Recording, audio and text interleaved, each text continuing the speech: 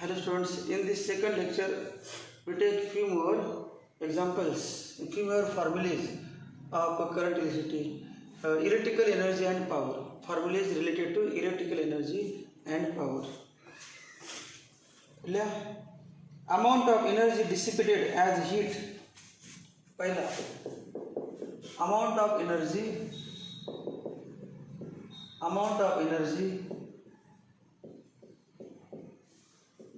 dissipated, खर्च होने dissipated, amount of energy dissipated as heat,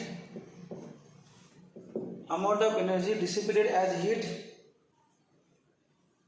in conductor during time interval delta t, in conductor during time interval delta t is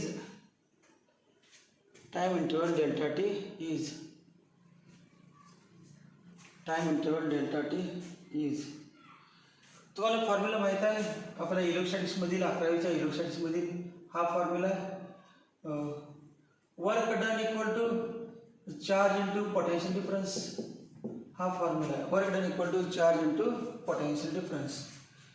amount of heat energy distributed as heat, this work is converted into heat, but W equal to charge Q घेतला, so Q capital Q घेतला, काय होतं potential difference V. आणि तुम्हाला माहित आहे current I equal to Q upon T steady current असेल तर Q equal to काय येणार Q equal to IT. Therefore W equal to IT into V, म्हणजे W equal to काय येणार V IT. परंतु या ठिकाणी काय म्हटले आपण in time interval delta T. मग काय नाही बघा amount of energy dissipated that is W equal to heat equal to V I delta T हा formula. Amount of energy dissipated as a heat in the conductor in time interval delta T is V I T लक्षात आहे की V I T इन्स्टिट्यूटचं नाव आहे का V I T Vishwakarma institute of technology VIT.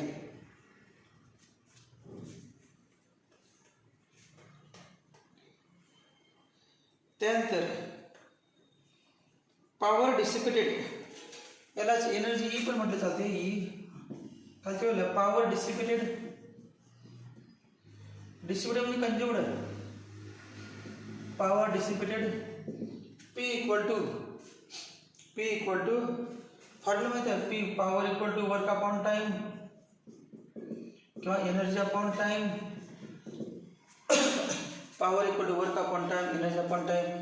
मग energy किती आहे वरती एक V I delta T upon delta T cancel equal to V I. पॉवरचं फॉर्म्युला माहिती आहे इलेक्ट्रिकल झालेच आहे. Power equal to product of voltage and current. आणि व्ही म्हणजे आय आर घेतला आपण आय स्क्वेअर आर. व्ही म्हणजे आय आर लिहिलं तर काय येणार आय स्क्वेअर आर. आय म्हणजे व्ही अपॉन आर घेतलं व्ही स्क्वेअर अपॉन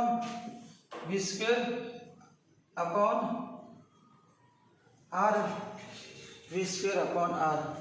आय म्हणजे व्ही अपॉन आर घेतला व्ही स्क्वेअर अपॉन आर. हे वेगवेगळे फॉर्म्युले आहेत.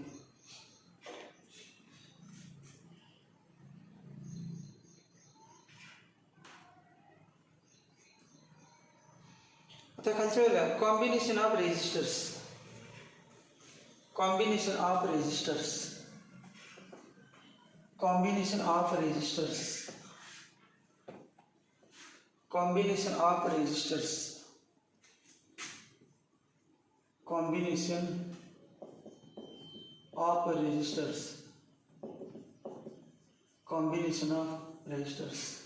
दोन प्रकारचे कॉम्बिनेशन आहेत सिरीज कॉम्बिनेशन आणि पॅरलल कॉम्बिनेशन.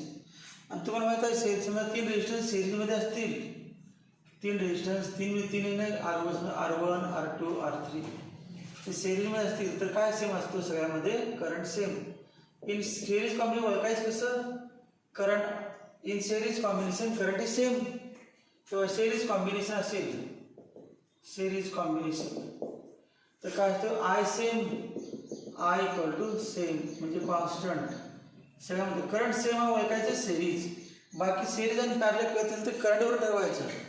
आणि व्होल्टेज मात्र वेगळे होते बघा. Voltage V1, voltage V2, voltage V3 आणि टोटल व्होल्टेज V असेल तर काय नाही, V equal to V1 plus V2 plus V3 आणि RS equal to R1 plus R2 plus R3. हा फॉर्म्युला सिरीज कॉम्बिनेशनचा formula.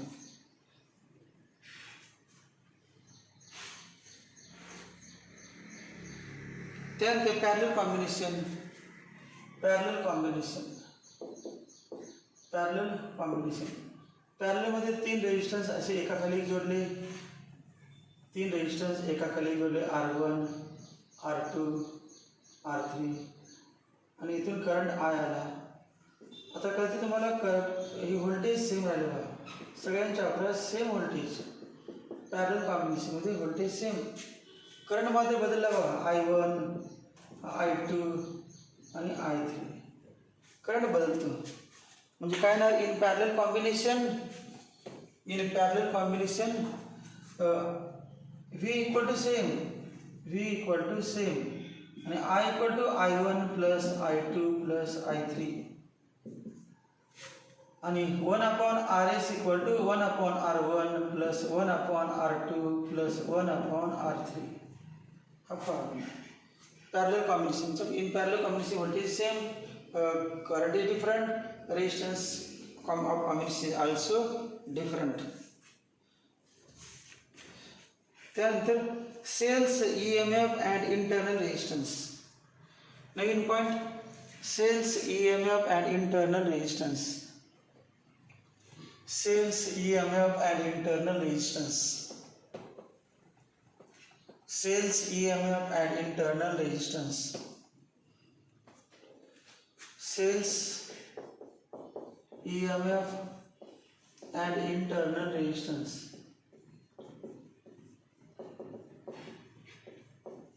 Cells EMF and internal resistance. म्हणजे sale series काढायचे, सेल पॅरलल काढायचे, त्याचे EMF, त्याचे इंटरनल रेजिस्टन्स हे. आता समजा एक डायग्राम काढली आपण.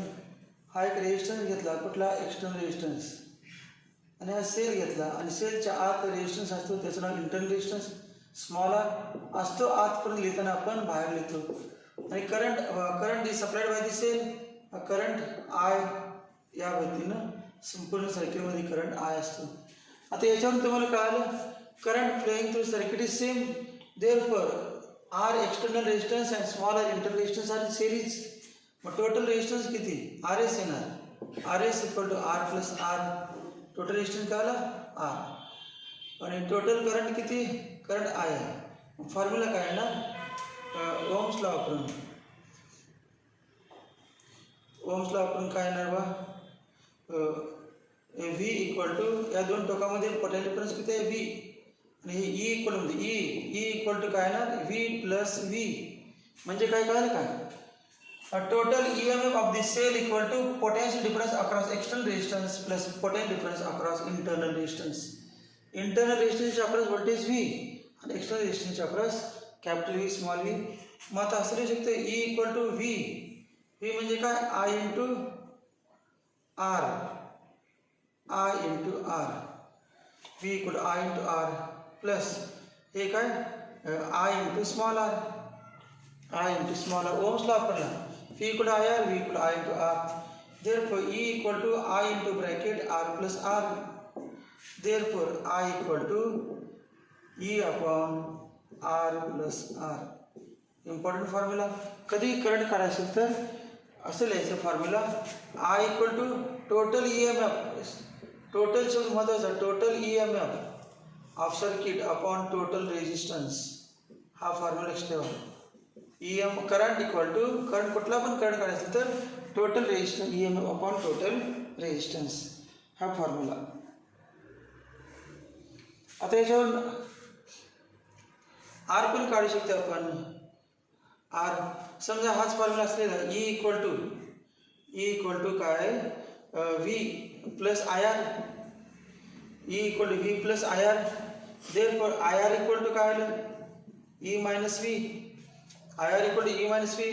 मग R equal to E minus V upon I कसं काढू शकते या पद्धतीने V minus V upon I, E minus V upon I. अजून पण लिहायचं असेल तर काय लिहू शकते, हेच फॉर्म्युला मगाचाच याच्यावरच लिहायचं. कुठल्यावरून काय काढायचं तर आर काढायचं आहे.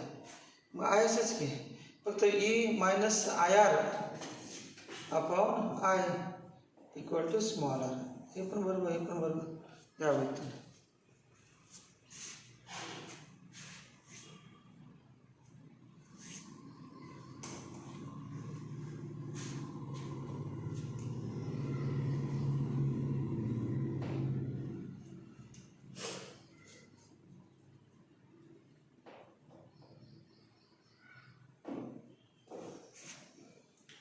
Calculate efficiency of cell equal to efficiency of cell equal to denominator मध्ये EMF ला डिनॉमिनेटर मध्ये EMF आणि वरती total potential difference upon EMF into 100%. Efficiency of cell equal to total potential difference upon EMF into 100%. 100%.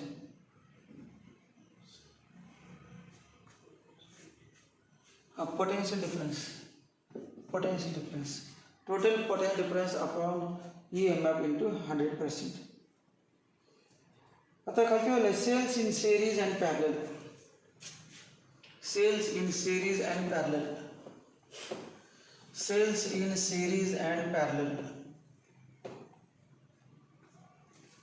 Cells in series and parallel. Cells in series and in parallel. Cells in series and in parallel. पहिलेला cells in series. Cells in series. Cells in series. तर cells in series म्हणजे माहिती तुम्हाला positive negative positive negative positive negative या पद्धतीनं असे cell जोडणार. Cells in series. तर cell जेव्हा सेरीमध्ये जोडणार त्याचा याचा EMF किती ई, याचा ई, याचा ई, त्याचं इंटरनल रेजिस्टन्स किती small R small R small R आणि करंट किती आय, करंट आय. आणि एक्सटर्नल रेजिस्टन्स काय असेल तो एक्सटर्नल रेजिस्टन्स काय बाहेर जोडलेला आहे तो आर. मग करंट आपण इथे घेणार करंट असा करंट आय या व्यतीनं करंट येणार. मग सगळं एक्सप्लेन करताना काय नाही बघा sir total resistance of circuit सेरीमध्ये जोडले ना सगळे. Total resistance of circuit current through each is same. मग काय येणार R plus R plus R 3R R plus 3R R plus 3R असे एन 5 जोडले तर काय येणार आर प्लस 4R. 6 जोडले तर आर प्लस 6R. एन जोडले तर R plus NR.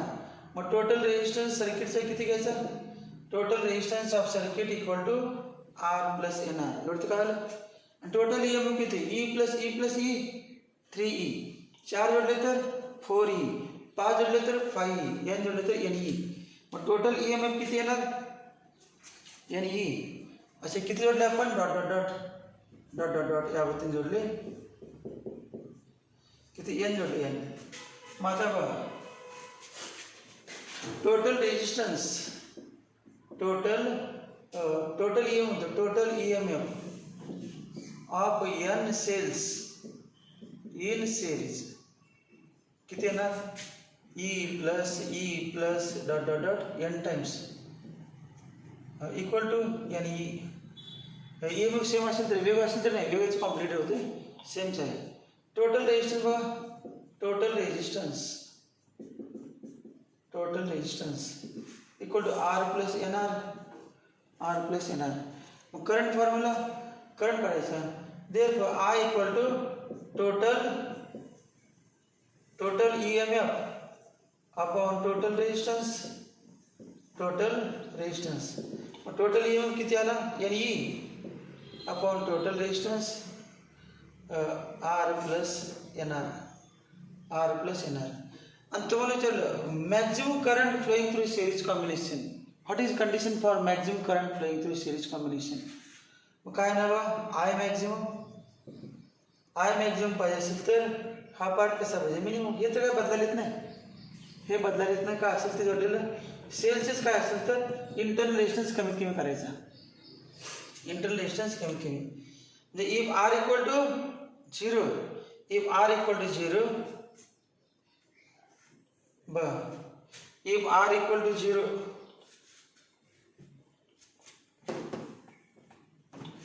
if r equal to 0 then I maximum equal to काय येणार NE upon R हे ना. if r equal to 0 denominator कमी झाला नाही, डिनॉमिनेटर मिनिमम व्हॅल्यू मॅक्झिमम, मग करंट मॅक्झिमम पाहिजे सर्किटमधून इंटरनल रेजिस्टन्स कमीत कमी पाहिजे. मग आता इतका मिनिमम की 0च म्हणा की नियरली 0. अजून काय येणार दुसरी कंडिशन. आता आर 0 घेऊन बाकी केस 1 झाली, केस 1 म्हणाला, केस 1 म्हणतो समजा, केस फर्स्ट. केस सेकंड काय घेतलं आपण आर जोडायचं नाही. If R equal to 0 case second R equal to 0 मग आर 0 म्हणजे पुन्हा काय नाही बा आय मॅक्झिमम येणार ना. आपण रेजिस्टन्स एक्सटर्नल रेजिस्टन्स 0 असेल ते पण मॅक्झिमम डिनॉमिनेटर काय म्हणणार. मग काय येणार NE upon NR equal to E upon R. E upon R म्हणजे कधी कधी जर एक्सटर्नल रेजिस्टन्स 0 असेल तर direct E upon small r. मग किती संख्या आहे महत्त्वाची नाही, 100 जोडला तरी दोन विचार 100 जोडले म्हटलं E आय मॅक्झिमम काढा E अपॉन R. 20 जोडले आय मॅक्झिमम काढा E अपॉन R. 30 जोडले E अपॉन R. N जोडले E अपॉन R. कारण NN कॅन्सल होत नाही का. परंतु जर इंटरनल रेजिस्टन्स 0 असेल तर काय आय मॅक्झिमम म्हणजे NE अपॉन R. कारण इंटरनल रेजिस्टन्स 0 झाला. मी असं फार मी केसेस माहीत पाहिजे. समजा MCQ विचारलं what is I maximum in series cells in series तेव्हा माहीत पाहिजे.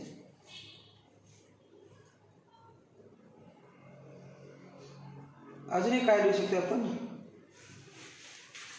ई इक्विव्हॅलंट किती व्हा ई इक्विव्हॅलंट काढले ना आपण आत्ताच किती आलं ई इक्विव्हॅलंट. ई इक्विव्हॅलंट हा आला ना NE आणि वेगळे असेल ते काय E1 plus E2 plus dot dot dot. E equivalent याचं नाव काय ई सिरीज आणि आर स्मॉल आर इक्विव्हॅलंट किती स्मॉल आर किती येणार आलं ना. स्मॉल आर बरोबर स्मॉल आर किती येणार स्मॉल आर सिरीज येते small R series equal to किती R1 plus R2 plus dot dot dot RN. काय आलं बा स्मॉल आर म्हणजे सगळ्या स्मॉल आरची बेरीज. Small R equivalent E equivalent लिहिण्यातल्या याला ई इक्विव्हॅलंट म्हणायचं. E equivalent R equivalent series कॉम्बिनेशनमध्ये फक्त तुम्हाला आर इक्विव्हॅलंट काढा म्हटलं तर डायरेक्ट सगळे सिरीजमध्ये असतात. ई इक्विव्हॅलंट काढा म्हटलं तर सगळे सिरीजमध्ये असतात बेरीज. त्यामध्ये दोन्हींचे काय प्रॉब्लेम नाही डायरेक्ट लिहायचं. आता पॅरलल कॉम्बिनेशन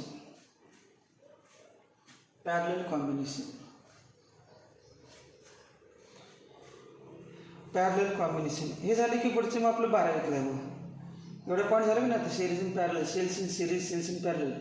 मग पुन्हा 12वीमधलं 12वीतलं काही एक्सप्लेन करायची गरज नाही. 12वीतलं झालेलं तसं 1.5 वर्ष अभ्यास केला आहे. 12वीचे एक्झाम्पल फॉर्म्युले फक्त एक्झाम्पल MCQ घ्यायचे आता डायरेक्ट. याच्यानंतर डायरेक्ट MCQ हे झालं. सेल्स इन सिरीज झालं फॉर्म्युला सोपा आहे यात काय अवघड नाही. सेल्स इन सिरीजची काय कन्फ्युजन असते. पॅरलल थोडंसं अवघड आहे एक फॉर्म्युला लक्षात ठेवायचं. ते प्रूफ कसे ते 11वीच्या पुस्तकात आहे आणि आता MCQसाठी आपल्याला प्रूफ महत्त्वाचे नाही. डायरेक्ट सेल्स इन पॅरलल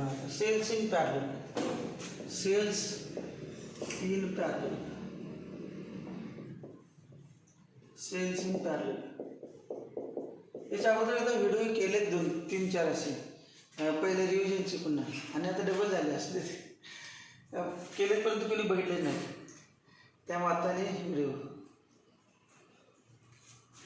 तर सेल्स इन पॅरलल ते डायरेक्ट विदाउट प्रूफ 2 सेल पॅरललमध्ये जोडले. समजा हा एक सेल आहे आणि हा दुसरा सेल पॅरललमध्ये जोडले त्याचं इंटरनल रेजिस्टन्स असणार इथं बघा. इंटरनल रेजिस्टन्स हा R1 किर्चॉफ लॉमध्येच उपयोग आहे बघा. असं डायग्राम आहेत ना आपले एक्झाम्पल सोडताना. असे 2 सेल जोडले आहेत, त्याचं इंटरनल रेजिस्टन्स पुढे आहे 5 ओहम 10 ओहम काहीतरी आहे असं. त्यामुळे पॅरललचा याचा उपयोग होऊ शकतोय. हा E1 आहे, हा E2 किंवा दोन्ही सेम असतील R1 R2 आणि एक्सटर्नल रेजिस्टन्स असे काय तर असेल. एक्सटर्नल रेजिस्टन्स R या पद्धतीचे डायग्राम. आता आपण एक एक्सटर्नल रेजिस्टन्स Rचं काय नाही घ्यायचं, फक्त एवढाच पार्ट घेऊ आणि डायरेक्ट फॉर्म्युला लिहूया. हे पॅरललमध्ये घ्यायचे, सेल्स इन पॅरलल, हे पॅरलल, सेल्स इन पॅरलल. आता तुम्हाला अंदाज आला असेल जेव्हा सेल्स पॅरललमध्ये असतात तेव्हा रेजिस्टन्स कुठलं डायरेक्ट R1 पॅरललचं फॉर्म्युला हे R1 आणि R2 कसे आहेत पॅरललमध्ये. म्हणजेच R इक्विव्हॅलंट किती बा, R equivalent equal to R parallel equal to काय ना उलटे पाहिजे काय 1/R इक्विव्हॅलंट इक्वल टू काय ना 1/RP equal to 1/R1 plus 1/R2 plus dot असं लिहायचं. 1/R equivalent equal to 1/RP equal to 1/R1 plus 1/R2 हे या टाईपचे येणार.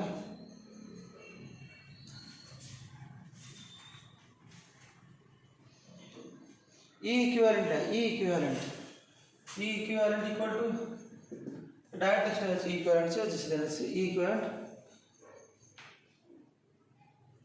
इथे दिले नाही व्यवस्थित आपल्या 11व्या टेक्स्टमध्ये आहे. E इक्विव्हॅलंट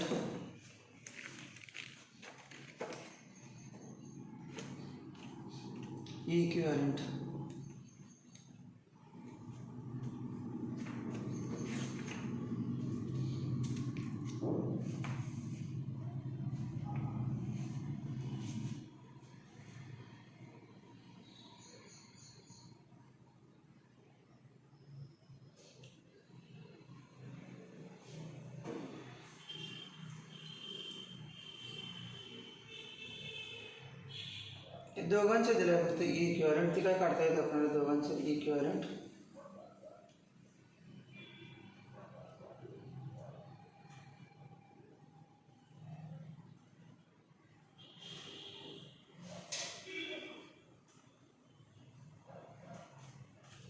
एक फॉर्म्युला आहे E equivalent upon R equivalent लिहा.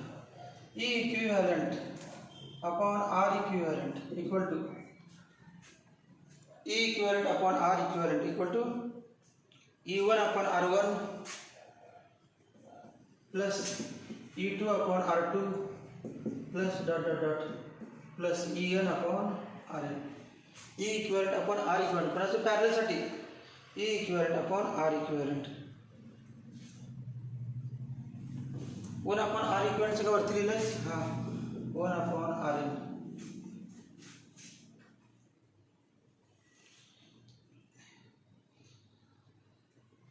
फक्त E इक्विव्हॅलंट दोघं असतील दोघंजण तर R इक्विव्हॅलंट काय ना R1 × R2 upon R1 plus R2 हा येतो.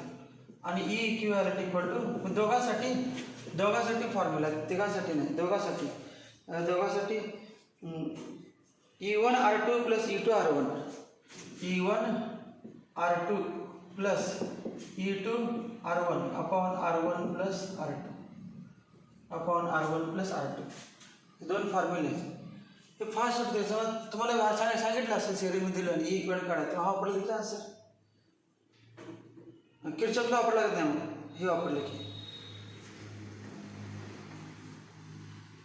E1 R2 plus E2 R1.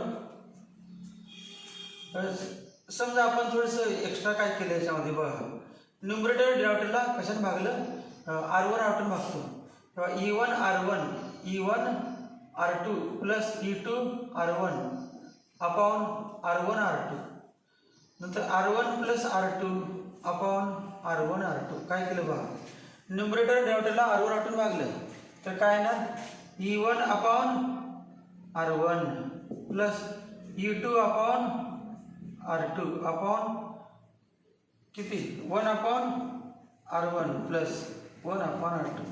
मग E इक्विव्हॅलंटचा हा फॉर्म्युला फायद्याचा पाहिजे असं आपल्याला किती पण असू दे दोघांचा असा तिघांचा चौघांचा लिहूया आपण मग E इक्विव्हॅलंट इक्वल टू सगळ्यांचे लिहा E1 upon R1 plus E2 upon R2 plus dot dot dot plus EN upon RN upon 1 upon R1 plus 1 upon R2 plus dot dot dot 1 upon RN हा formula parallel कॉम्बिनेशनचा E equivalent parallel कॉम्बिनेशनचा R equivalent सगळं झालं आणि parallel कॉम्बिनेशनचा E equivalent upon R equivalent ते पण झालं तीन झालं बा पॅरलल कॉम्बिनेशनचा R इक्विव्हॅलंट पॅरलल कॉम्बिनेशनचा E equivalent upon R equivalent आणि पॅरलल कॉम्बिनेशनचा E equivalent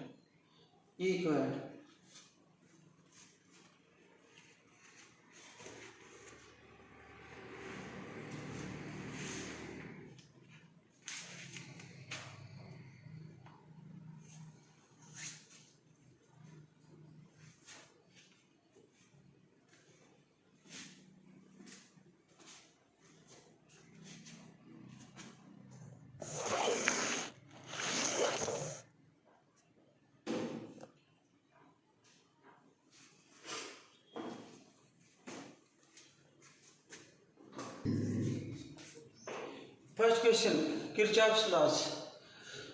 Potential difference between A and B in the following circuit is. आता अगोदर काय करूया हे बघा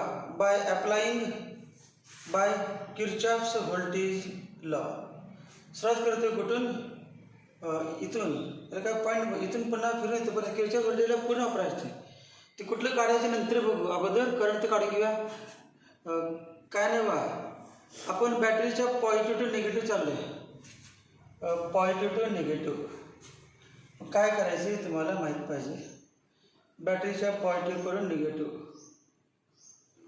पोटेन्शियल कुठे पॉझिटिव्हला जास्त असते आणि निगेटिव्हला कमी असते मग त्यामुळं ड्रॉप व्हायला म्हणून मायनस लक्षात आहे काय आपण याच्या अगोदर पण घेतले बघा कुठलं सेमी कंडक्टरमध्ये पॉझिटिव्ह टर्म म्हणजे हायर पोटेन्शियल निगेटिव्ह म्हणजे लोअर मग पॉझिटिव्ह टू निगेटिव्ह चाललं की हायर व्होल्टेज समजा इथे 10 असेल इथे वजा 10 असेल किंवा 5 काय तर असेल की नाही कमी असण्यावरती काय ते निगेटिव्ह म्हणजे कमी आणि पॉझिटिव्ह म्हणजे जास्त मग आपण 100 होते इथं 10 होणार मग 90 पडले म्हणून मायनस करायचं मग इथं अगोदर काय नाही 6 वर लिहिणार 6 कुठलं मायनस का प्लस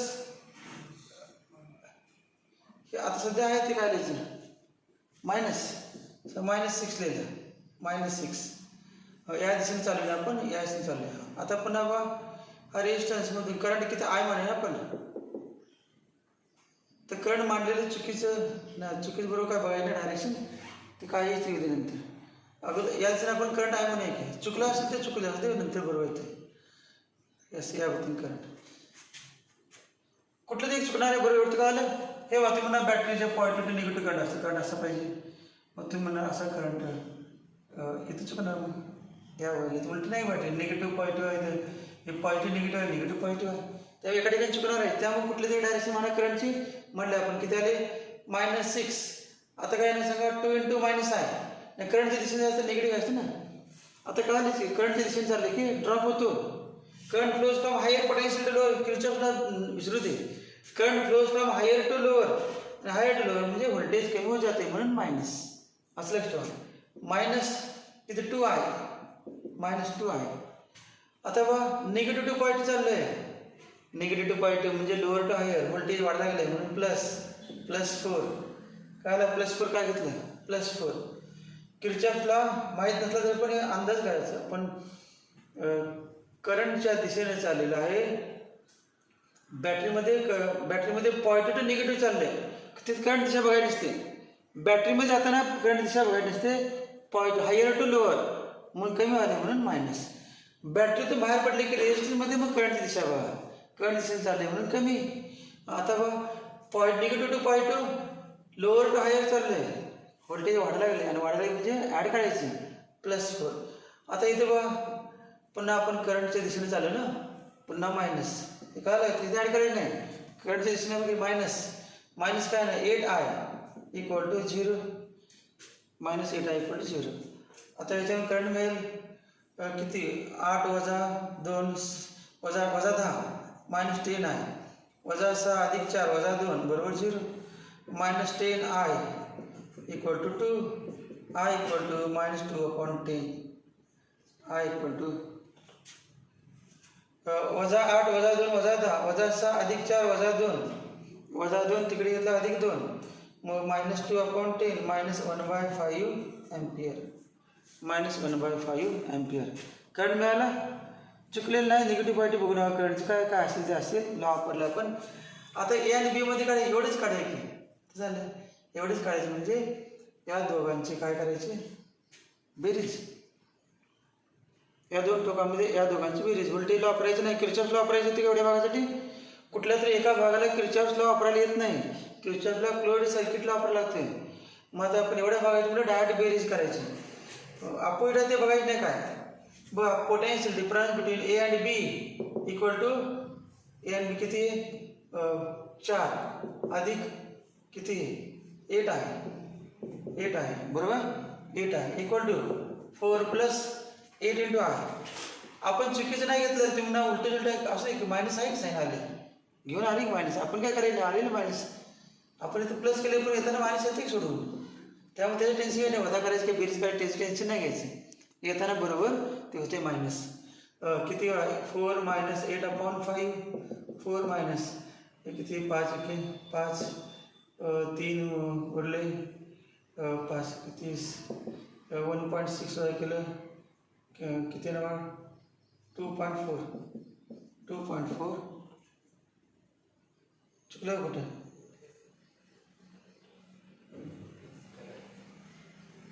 बेरीज काय बरोबर होते.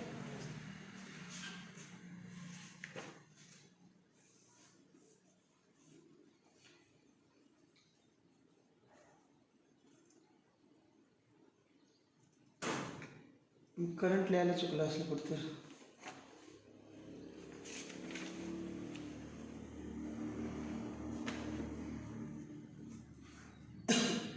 बेरीज केलं बरोबर 5.6 आहे. बेरीज केल्यानंतर बरोबर येते. तर बेरीज कशी करायची ते चुकले बघा करंटमध्ये कुठं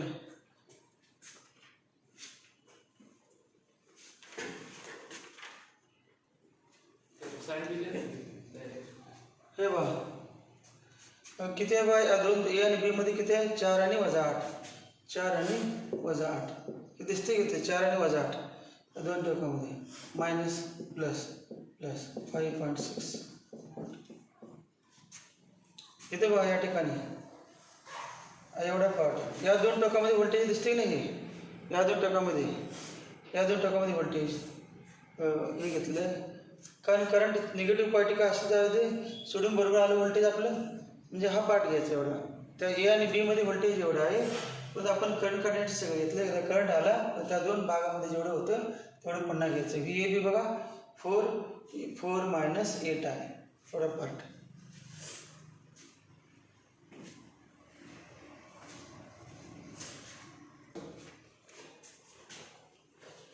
in the following network potential at O is हे 8 व्होल्ट आहे आणि 4 व्होल्ट आहे आणि 2 व्होल्ट. एवढं काय आलं करंट असा असणार आहे current flow higher to lower. पहा किती करंट असणार आय किंवा IA म्हणूया IA आणि या बी च्या दिशेने चालला म्हणून याचं नाव काय देऊया IB आणि या सी च्या दिशेने चालला म्हणून याचं नाव काय देऊया हा IB झाला आणि हा IC. 3 वेगवेगळे नावं दिली. आता फॉर्म्युला माहिती तुम्हाला total by Kirchhoff's current law at point O total current entering junction equal to total current leaving junction. मग काय ना IA equal to IB plus IC. मग आता I म्हणजे करंट म्हणजे काय व्होल्टेज पोटेन्शियल डिफरन्स. करंट म्हणजे काय पोटेन्शियल डिफरन्स VA असं नाही बघा V पोटेन्शियल डिफरन्स किती आहे दोघांमध्ये VA - VO अपॉन काय VA - VO अपॉन रेजिस्टन्स किती 2 का बघा. आता IB म्हणजे काय पोटेन्शियल डिफरन्स किती VO minus potential difference VO minus VB upon 4 plus या ठिकाणी बघा आय सी म्हणजे काय V O minus V O minus V C upon 2. आता हे सोडून घ्या 2 4 आहे का अपॉन 2. आता किमती येतो व्ही ए किती 8 मग V minus upon 2 equal to V O minus V B किती आहे 4 upon 4 plus V O minus V C किती आहे 2 अपॉन 2. आता हे सोडूया. काय एलसीएम काढताय काय करताय बघा सगळ्यांचे एलसीएम काढा. एलसीएम काढा सगळ्यांना. याला उजवीवाले एलसीएम काढूया 4 2 करतो 2 ने गुणलं तर काय एलसीएम 4 आला. V O minus 4 plus 2 V O minus 4 upon 4 if 8 minus V O upon 2 2 भाग गेला तरी कसं होणार करायचा काय नाही बघा 2 8 16 minus 2 V O equal to 3 V O minus 8 3 V O minus 8 3 V O minus 8. Therefore 16 आणि 8 आणि 14 24 equal to 5 V O. Therefore V O equal to 24 upon 5 24 upon 5 4.8